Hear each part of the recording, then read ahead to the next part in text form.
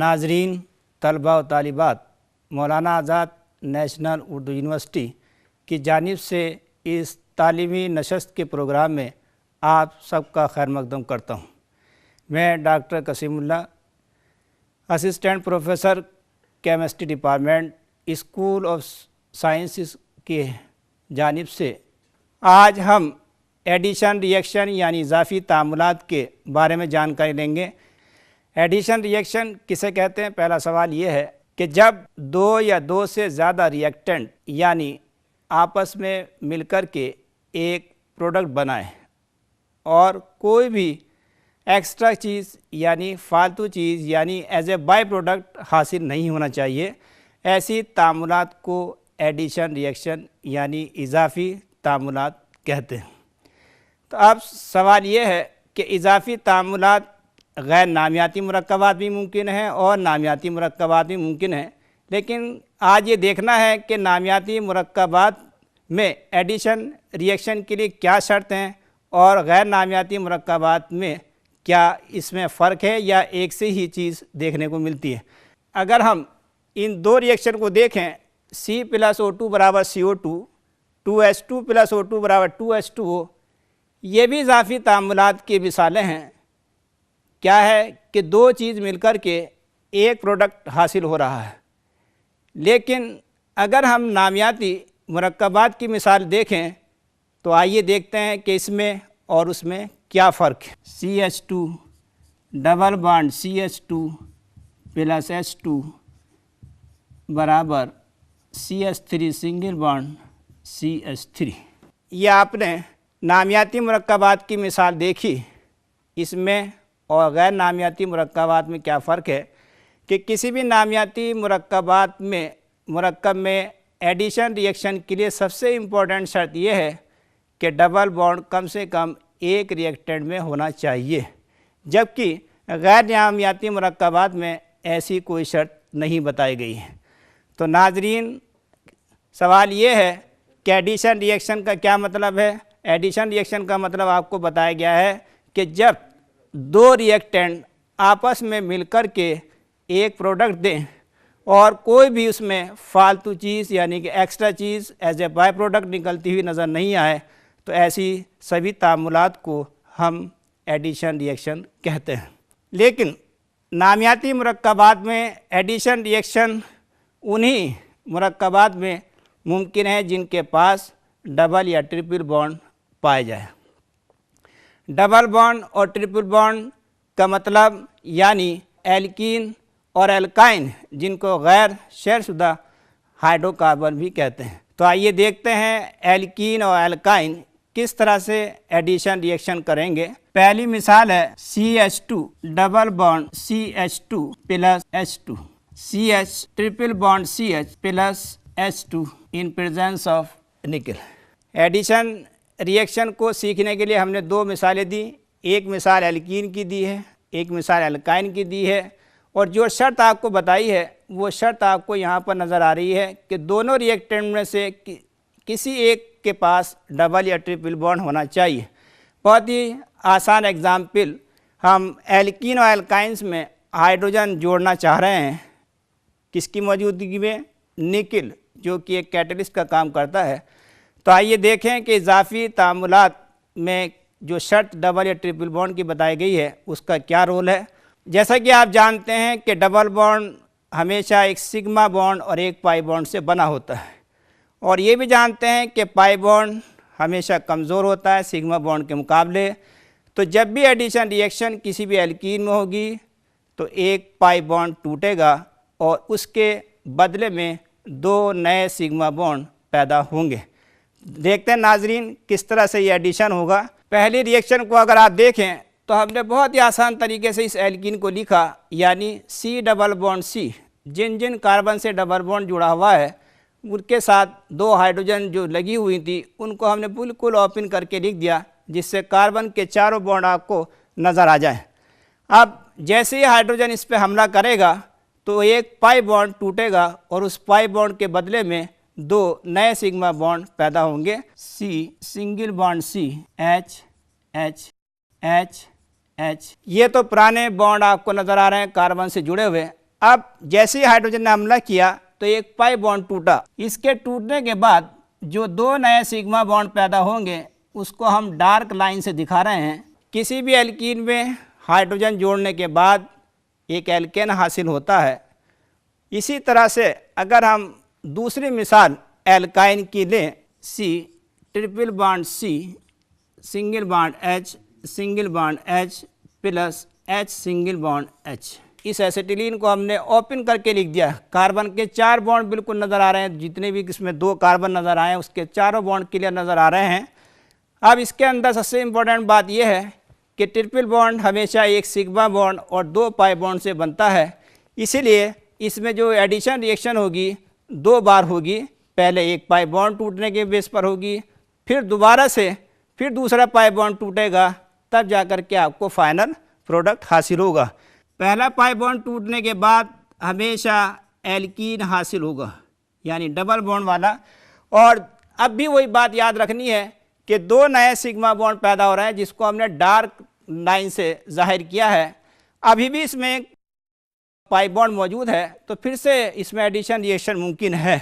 अब इस दूसरे पाई बॉन्ड के टूटने के बाद फिर 2 नए सिग्मा बॉन्ड बनेंगे, फिर हम इसको डार्क लाइन से जाहिर कर रहे हैं।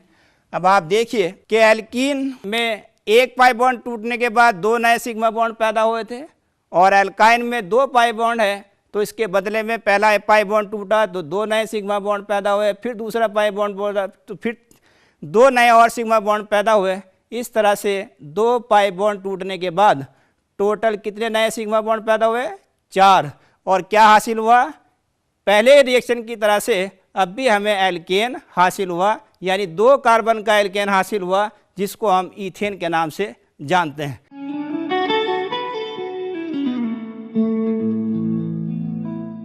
नाजरीन, नामियाती मुरक्कबात में एडिशन रिएक्शन कितने तरह की होती है, यानी इजाफी तामुलात के अक़साम पर रोशनी डालते हैं।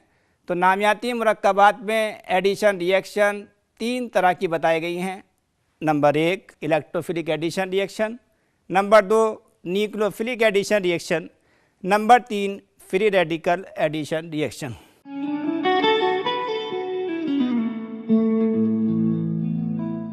इलेक्ट्रोफिलिक एडिशन रिएक्शन, जिसको इलेक्ट्रॉन पसंद इजाफी तामुलात के नाम से जाना जाता है। तो क्या है इलेक्ट्रोफिलिक एडिशन रिएक्शन? वो एडिशन रिएक्शन जिसमें इलेक्ट्रोफाइल का जोड़ होगा, यानी वो रिएक्शन जिसमें इलेक्ट्रोफाइल जुड़ता हुआ नज़र आएगा। ऐसी उन सब तमाम तामुलात को इलेक्ट्रोफिलिक एडिशन रिएक्शन कहते हैं। नाजरीन, इलेक्ट्रोफाइल का क्या मतलब है? इलेक्ट्रोफाइल को अगर ध्यान से सुने तो इसमें 2 आवाज़ आ रही हैं, और उन 2 आवाज़ के बुनियाद पर हम इलेक्ट्रोफाइल की तारीफ बयान करेंगे और इलेक्ट्रोफाइल को पहचानना भी आसान हो जाएगा। एक आवाज़ है इलेक्ट्रॉन और एक आवाज़ आधा हिस्सा इसका बता रहा है फिलिक। यानी फिलिक के मायने होता है कशिश, अट्रैक्शन, मोहब्बत करना। यानी यूनानी ज़बान में इसको हम यूनान की ज़बान में फिलिक के मायने लव करना है, और यहाँ पे लव का मतलब क्या है? किससे? इलेक्ट्रॉन से मोहब्बत करना। यानी ऐसे वो स्पीसीज़, ऐसी वो नूह जिसमें इलेक्ट्रॉन की तरफ कशिश होगा तो उनको हम कहेंगे, इलेक्ट्रॉन को चाहने वाले जितने भी शय होंगी उसको इलेक्ट्रोफाइल कहते हैं। अब इस केमिस्ट्री में इलेक्ट्रोफाइल का मीनिंग क्या है और किस तरह से हम पहचानेंगे और कितना तरह के इलेक्ट्रोफाइल होते हैं, आइए देखते हैं। 2 तरह के इलेक्ट्रोफाइल हैं। Number 1 positively charge electrophile, number 2 neutral electrophile. Positively charge जैसे H+ ion, Cl+ ion, NO2+ ion वगैरह वगैरह। इसी तरह से न्यूट्रल कोई चार्ज नहीं होगा फिर भी वो इलेक्ट्रोफाइल में रखा गया है, जैसे BF3, AlCl3 और जिंक क्लोराइड। जो इलेक्ट्रोफाइल न्यूट्रल है, जिनके ऊपर कोई चार्ज नहीं है, तो उसको हम कैसे कहेंगे ये इलेक्ट्रोफाइल है या नहीं है? तो देखते हैं बहुत ही आसान मिसाल BF3 की लेकर के। अब आप देखें, गौर करें कि इस डॉट स्ट्रक्चर से BF3 की के हर एक फ्लोरीन के पास 8 इलेक्ट्रॉन नज़र आ रहे होंगे, जबकि बोरॉन के पास सिर्फ 6 इलेक्ट्रॉन नज़र आ रहे हैं। यानी नाजरीन कि BF3 में बोरॉन के पास शेयरिंग करने के बाद 6 इलेक्ट्रॉन नज़र आ रहे हैं, और फ्लोरीन के पास, हर एक फ्लोरीन के पास 8 इलेक्ट्रॉन नज़र आ रहे हैं, यानी फ्लोरीन का ऑक्टेट मुकम्मल हो रहा है, हर एक फ्लोरीन का ऑक्टेट मुकम्मल हो रहा है, जबकि बोरॉन का ऑक्टेट पूरा नहीं हो रहा है, इसके पास 6 इलेक्ट्रॉन नज़र आ रहे हैं। इस बुनियाद पर हम ये कह सकते हैं कि बोरॉन के पास एक जोड़ी इलेक्ट्रॉन लेने की हिम्मत है। तो ऐसी वो सारी स्पीसीज जिनके पास एक जोड़ी इलेक्ट्रॉन की कमी महसूस है, सेंट्रल एटम के पास एक जोड़ी इलेक्ट्रॉन की कमी नज़र आए, यानी ऑक्टेट पूरा ना हो, तो उनको हम ये कहेंगे कि ये इलेक्ट्रोफाइल की मिसाल है। तो इस तरह से नाजरीन बिना चार्ज वाले भी इलेक्ट्रोफाइल हो सकते हैं, जिसकी बहुत आसान मिसाल BF3 के ज़रिए हमने दी।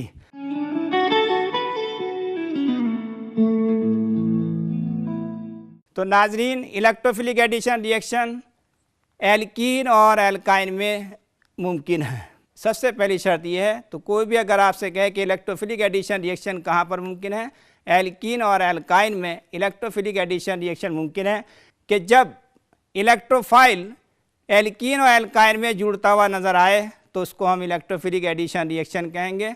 जैसे बहुत ही आसान सी एक मिसाल आपके सामने, नामियाती मुरक्कबात में किसी भी एल्कीन और एल्काइंस में जब HCl, HBr या HI का इजाफा होगा, जुड़ना मुमकिन होगा, तो उन तमाम रिएक्शन को हाइड्रो हैलोजिनेशन रिएक्शन कहते हैं। किसी भी एल्कीन और एल्काइन में एडिशन रिएक्शन सीखना है, यानी एडिशन रिएक्शन करना चाहते हैं, तो सबसे पहले इम्पोर्टेंट बात यह है कि किसी भी एल्कीन और एल्काइंस को डबल बॉन्ड यानी या ट्रिपल बॉन्ड, अगर एल्कीन में एडिशन रिएक्शन करना चाहते हैं, मिसाल के तौर पर ये पहली एग्जाम्पल में HBr को जोड़ना चाहते हैं, दूसरे एग्जाम्पल में HCl को जोड़ना चाहेंगे, तो इस रिएक्शन को आसान करने के लिए आसान तरीके से इसका जवाब लिखने का तरीका ये बताया गया है कि सबसे पहले एल्कीन को डबल बॉन्ड से तोड़ लेना चाहिए। इस एल्कीन को डबल बॉन्ड से तोड़ने के बाद क्या हासिल होगा? ये हासिल ये होगा, क्या जो हमारा एल्कीन है जिसमें हम एडिशन रिएक्शन करना चाहते हैं, क्या वो सिमेट्रिक एल्कीन है या अनसिमेट्रिक एल्कीन है।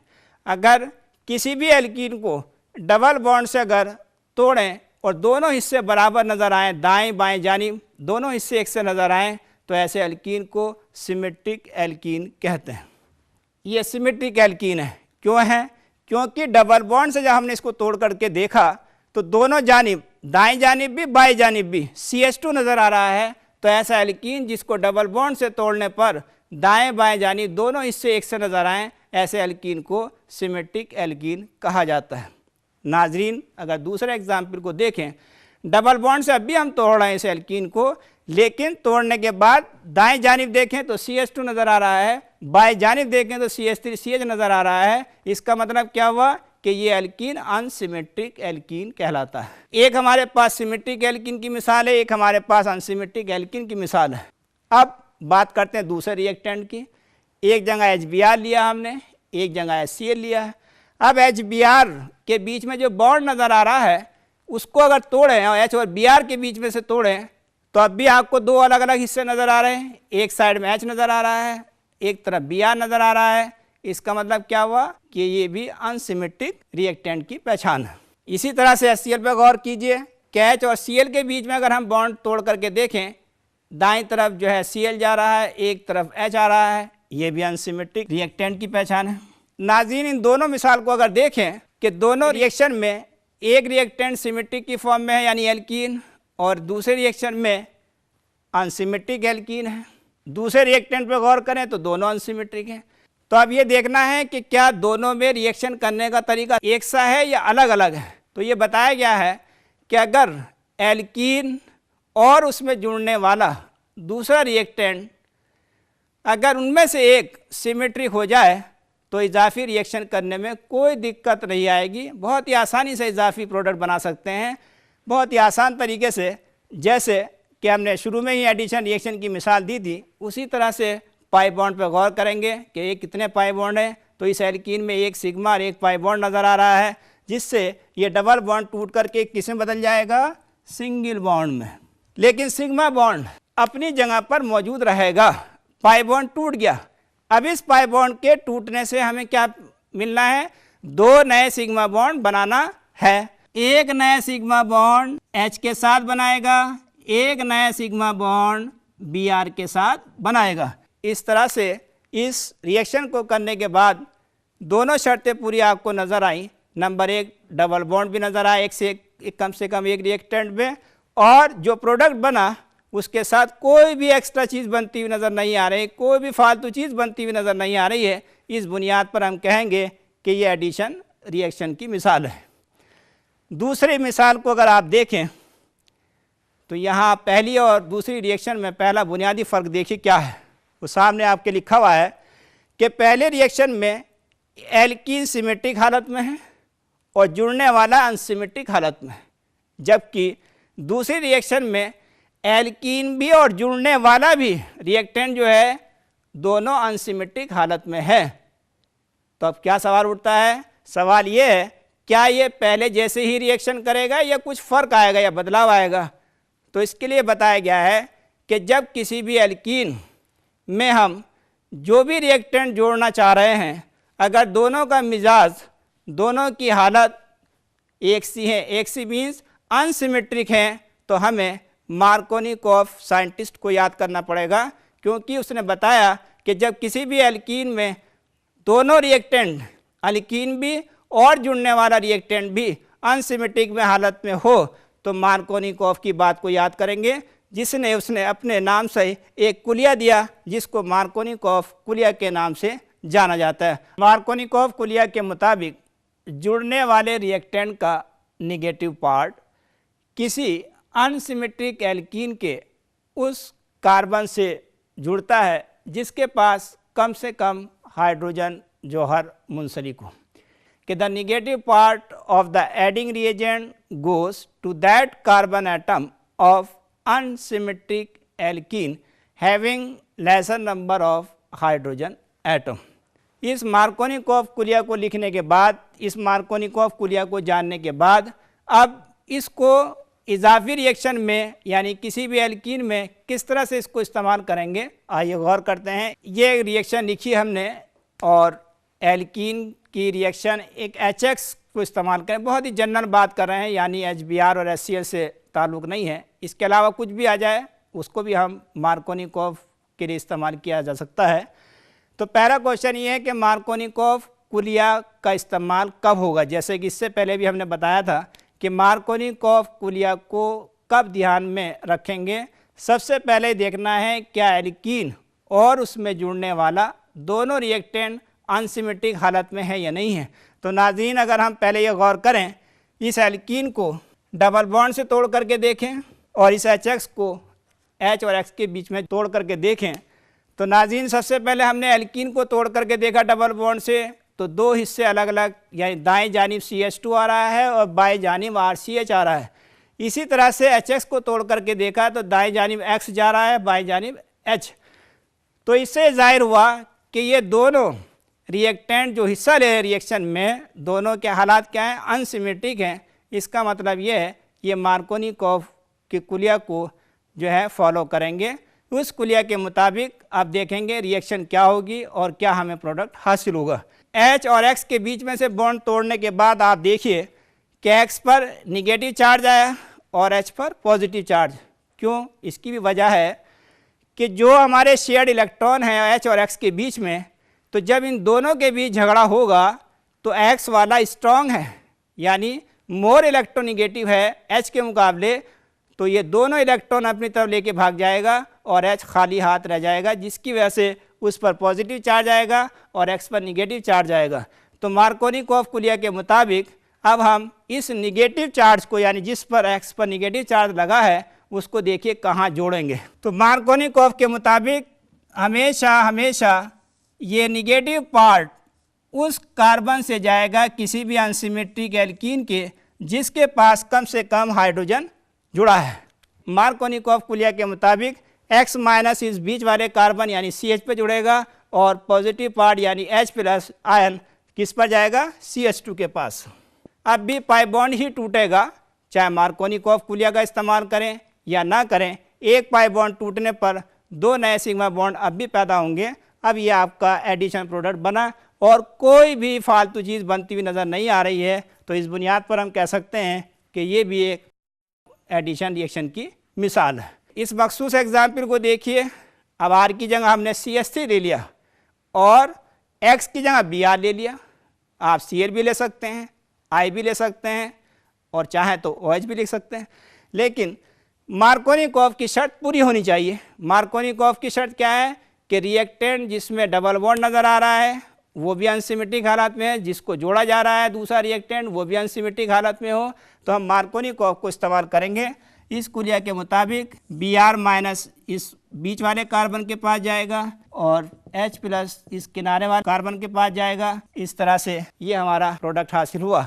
यानी जो एल्कीन हमने लिया है उसका नाम भी जानना ज़रूरी है। इस एल्कीन का नाम है प्रोपीन और इसमें किस चीज़ को जोड़ा आपने, HBr hydrogen bromide.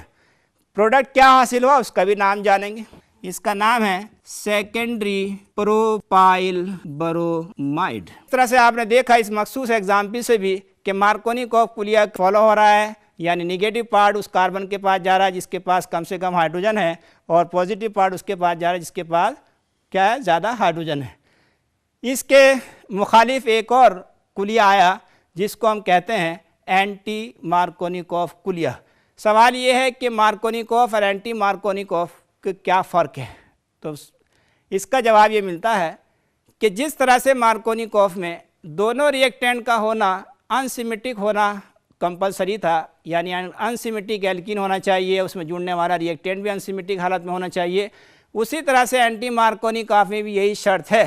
But basic फ़र्क ये है, जो बुनियादी फ़र्क ये है कि मार्कोनिकॉफ रूल चाहे HBr का जोड़ना हो, चाहे HCl का जुड़ना हो, चाहे HI का जुड़ना हो, चाहे वाटर का जुड़ना है, कोई भी अनसिमेट्रिक रिएक्टेंट जुड़ सकता है एल्कीन के साथ में, लेकिन एंटी मार्कोनिकॉफ में सिर्फ HBr का एडिशन होगा, ओनली HBr का, और साथ साथ पर ऑक्साइड की मौजूदगी भी होना ज़रूरी है।